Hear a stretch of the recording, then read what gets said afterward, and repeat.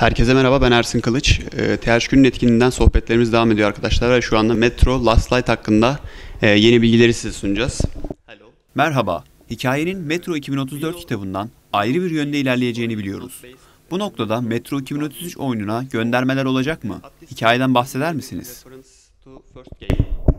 So, Metro Last Light is a direct narrative sequel to Metro 2033 based on the original novel by Dmitry Glukhovsky, and Dmitry's follow-up 2034 just wasn't really suitable for a video game adaptation, so we've worked closely with him to develop a brand new original story that continues Artyom's adventures.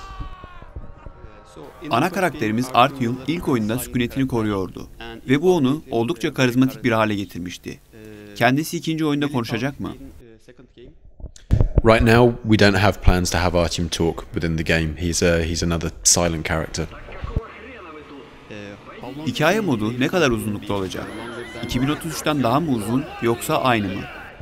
So we're looking to make the campaign at least as long as Metro 2033. There seems to be a trend these days in that the single-player campaign in first-person shooters is getting shorter. We thought Metro 2033 was probably one of the longer single-player campaigns, and we aim to make Last Light at least as long as that. Özellikle first-person shooter oyunlarında multiplayer modu geleneksel bir hale geldi. Bu konuda bir çalışmanız var mı? So we confirmed at E3 last year that we would be adding multiplayer to Metro. We're not quite ready to talk about it yet. We're very excited about the ideas that we have, but we really wanted to focus on single player and reassure the fans of the original that we understand that single player is of primary importance, and that's the kind of game that they want to see. But multiplayer is a significant part of the game, and we can't wait to show what we've been planning there. Kıyamet sonrası Metro yapımı silahların sayısı artacak mı? Yani oyunda yeni silahlar görebilecek miyiz? So we had a pretty broad range of weaponry in Metro 2033, and we've really added to that with Metro Last Light, particularly the kind of handmade weapons that I think players found so interested about the first game. So when you take into account all of the various attachments and modifications, I think we've pretty much doubled the weapon count for this game. Metro 2033 oldukça zayıf bir vuruş hissine sahipti. Bu konuda ikinci oyun için neler söyleyebilirsiniz?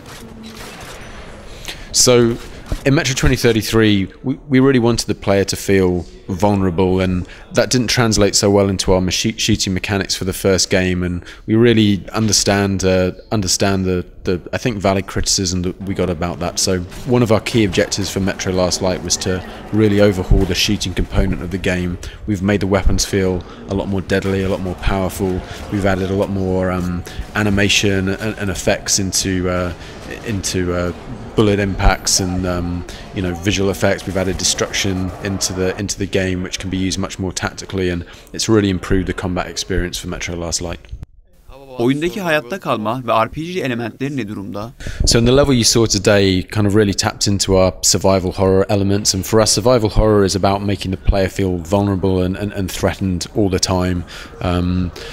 Constantly scavenging for resources, whether that's filters for their gas mask or ammunition for their guns, terrified about what's around the next corner. So that's a really strong theme for us. As for RPG elements, we're not an RPG in the sense that we have classes or skill progression. By that I more mean we have an incredibly rich story and cast of characters and world to explore, which I think fans of role-playing games will really like. And we have elements of trading and weapon purchasing and upgrades that you get to do in these station cities. So your playthroughs won't be the same. Oyunda daha önce kullanmış olduğunuz motorun yeni bir versiyonunu kullanıyorsunuz. Oyuncuların beklentisi grafik konusunda oldukça yüksek. Peki grafiksel olarak oyundan ne gibi detaylar beklemeliyiz?